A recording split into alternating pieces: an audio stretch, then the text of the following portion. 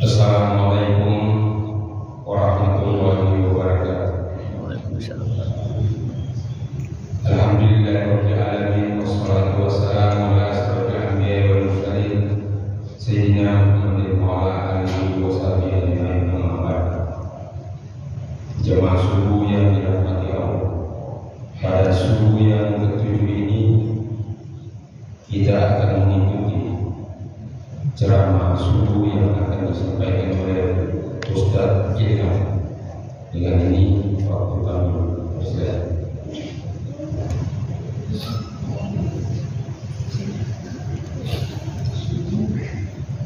Assalamualaikum warahmatullahi wabarakatuh. Alhamdulillahilladzi ja'ala syahra Ramadan li'ibadihi al-mu'minin. Wassalatu wassalamu ala asyrafil mursalin sayyidina wa maulana Muhammadin wa ala alihi wa sahbihi ajma'in. Amma ba'du.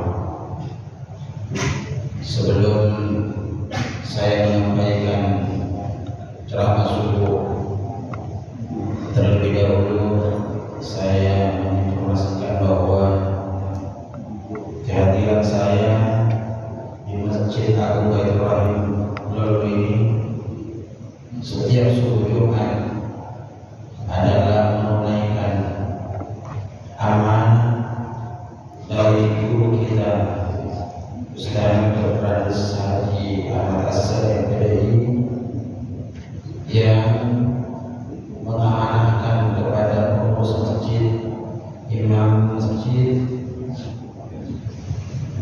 tahun lalu, kalau seandainya dia tidak ada, muridnya saya untuk menggantikan beliau mengimami sholat subuh dengan sujud tilawah. Dan untuk itu saya pernah datang subuh di sini mencari kebenaran, memastikan, dan alhamdulillah kepastian itu saya dapat langsung dari imam masjid, dari pengurus masjid. Jemaah sekalian, kepergian almarhum Ustaz Dr. Haji Ahmad As-Salim MPDI kemampuan Allah Subhanahu wa Ta'ala sekitar 50 atau lebih 50 hari yang lalu kita kirimkan Al-Fatihah kepadanya. Lah hadirin ini Al-Fatihah.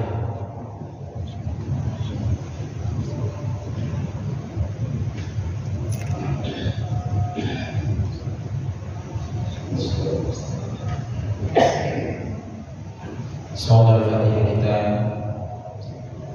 diterima oleh Allah Subhanahu wa Ta'ala dan disampaikan kepada almarhum. Insyaallah beliau dilapangkan kuburnya. Hadirin wal hadirat sekalian yang dimuliakan Allah Subhanahu wa Ta'ala, amalan yang sangat dahsyat yang sering kita lakukan di subuh Jumat atau di hari Jumat atau di malam Jumat itu, yang biasanya jarang ditemukan perintah melakukan amalan itu dari Allah Subhanahu wa Ta'ala. Di dalam ayat yang sering kita dengar di khutbah, Inna Allaha wa malaikatahu yusholluna 'alan nabi ya ayyuhalladzina amanu shollu 'alaihi wa sallimu taslima. Sesungguhnya Allah bersama malaikatnya bersalawat kepada Nabi dan memerintahkan kepada orang beriman kita semua, insyaallah, hai orang-orang yang beriman, bersalawatlah kalian kepadanya. Maka dari itu jamaah sekalian, Salawat itu macam-macam. Ada yang mengatakan 8 macam salawat, ada yang 15, ada yang 18 bentuk salawat. Tapi yang terpenting itu adalah salawat kepada Nabi. Kalau kita melihat redaksinya, paling singkat Allahumma sholli ala Muhammad. Hadirin sekalian wal hadirat, salawat di hari Jumat seperti ini atau di malam Jumat dikatakan oleh Nabi dalam hadisnya, akhiru salatan fi yaumil Jumat, perbanyaklah kalian bersalawat kepadaku.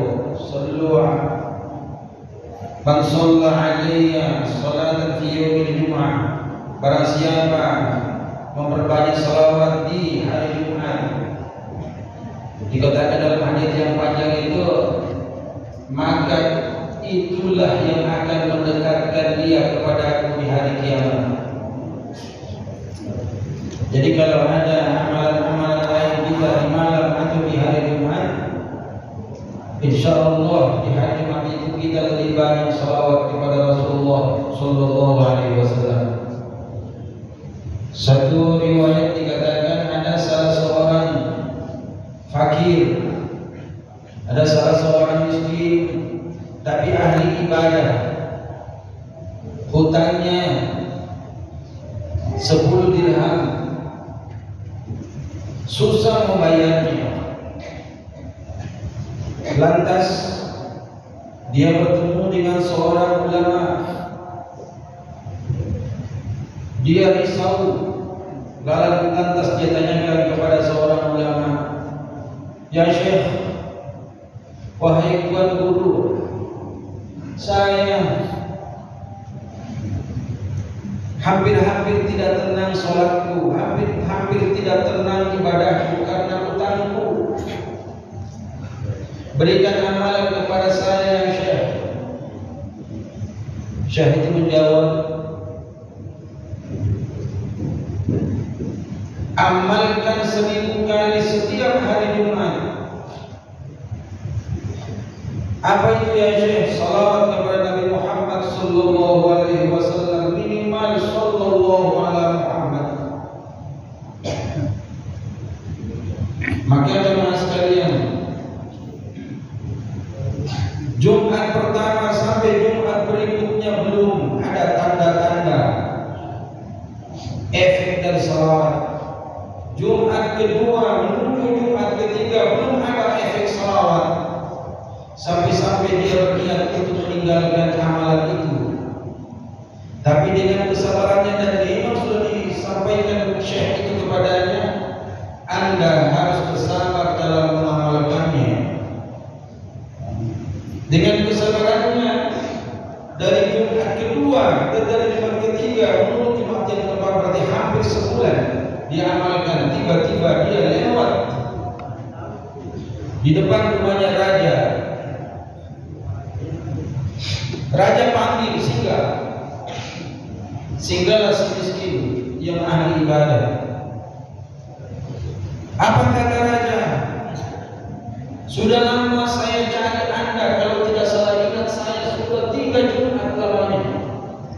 Saya menanti Anda tapi susah saya mencari Anda di mana berada.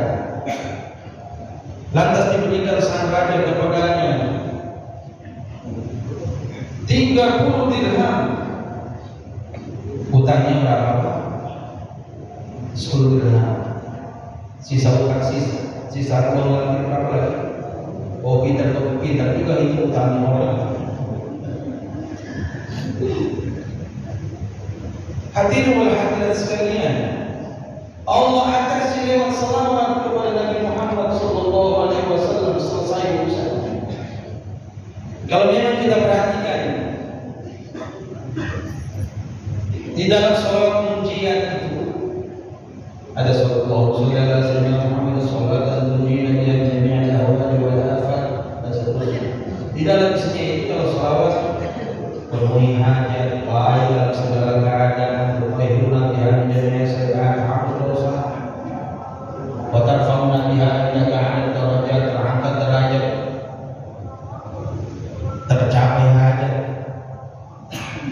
Salawat kepada Nabi Muhammad SAW. Maka dari itu jamaah sekalian, tidak usah dipersoalkan pakai Sayyidina atau tidak. Pakai Sayyidina boleh, tidak pakai Sayyidina tidak juga melanggar, tidak juga dilarang. Cuma ada yang biasa, orang masih terikat dengan salawat hidup dengan salawat mati. Nah ini yang persoalan. Kalau pakai Sayyidina salawat hidup, tidak pakai Sayyidina salawat mati. Lantas kalau tidak pakai Sayyidina dalam bersalawat dibilang salah. Padahal orang bersalawat tidak pernah, orang yang tidak pernah bersalawat tidak pernah dipersoalkan. Jadi salawat pakai Sayyidina tidak pakai Sayyidina sama saja. Yang penting bersalawat kepada Nabi Muhammad SAW. Hadirin jamaah subuh wal hadirat yang dimuliakan oleh Allah Subhanahu wa taala. Perbanyaklah salawat kepada Nabi minimal sesudah sholat, baik berjamaah maupun sendiri-sendiri. Kita baca salawat minimal Allahumma sholli ala Muhammad. Ada pakai salawat Ibrahimiyah, pakai kama shallaita sesudah kita disebut seperti tahiyat akhir. Kama shallaita wa sallamta ala sayyidina Ibrahim wa ala Ibrahim barik ala Muhammad wa ala ali Muhammad dan seterusnya. Itu salawat Ibrahimiyah. Insyaallah kita semua panjang umur, selamat kepada Allah yang kita datangkan karena memperbanyak salawat kepada Rasulullah sallallahu alaihi wasallam. Allah musta'an. Assalamualaikum.